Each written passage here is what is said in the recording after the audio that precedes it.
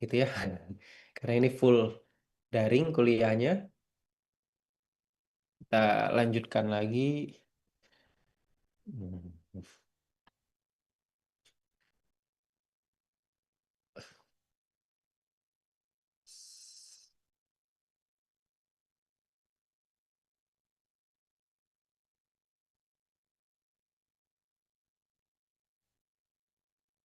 Ah, nah sekarang matriks, pengenalan matriks. Sebenarnya ini juga mungkin sudah Anda pelajari ya di kuliah aljabar linier. Jadi ini mungkin review saja, gitu ya.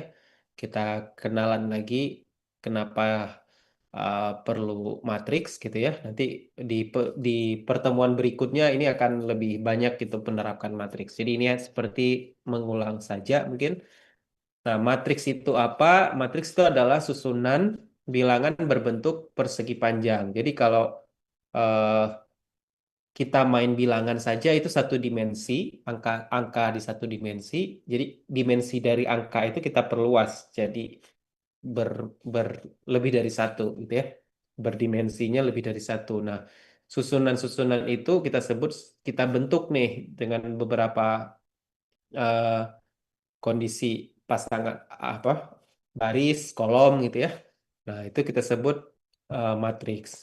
Nah, kenapa ditemukan matriks gitu ya? Ini penemu matriks mungkin sangat ini ya, sangat berguna gitu ya dalam kehidupan karena banyak sekali uh, perhitungan-perhitungan yang tadinya rumit dikerjakan atau sesuatu yang sifatnya repetisi.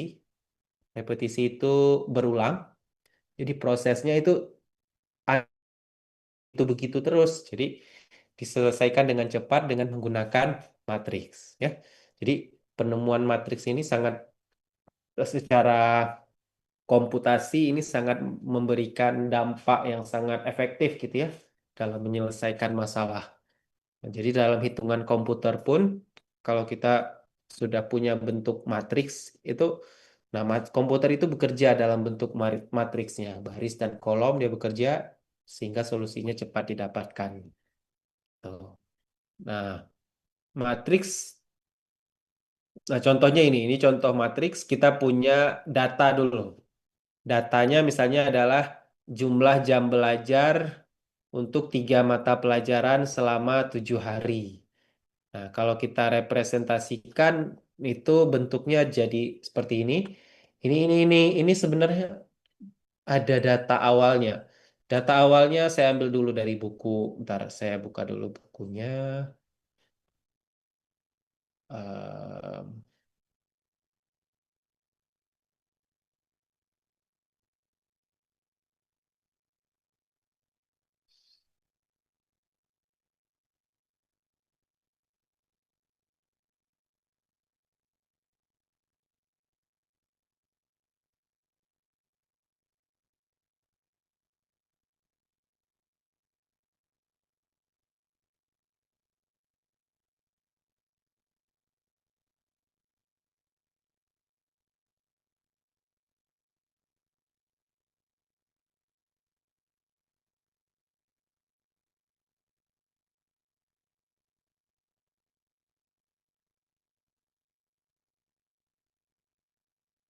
Nah, misalnya kita punya seperti ini, data dulu.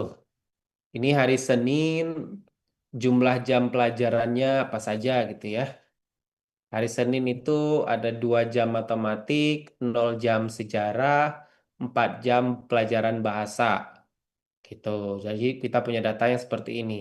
Hari Selasa, nah datanya sama juga yang dikandung di hari Selasa itu ada data 3 jam matematik, 3 jam belajar sejarah, 1 jam belajar bahasa gitu ya.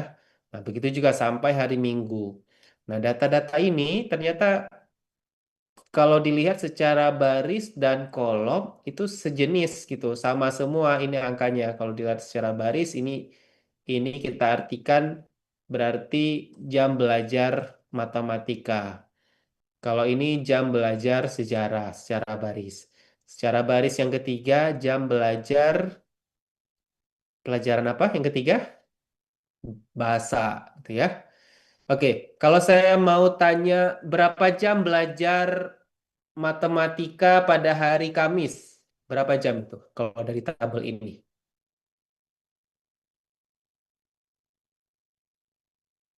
4 jam, Pak. Ya, 4 jam ya, Sasa ya. 4 jam. Bisa ya baca tabelnya. Berapa jam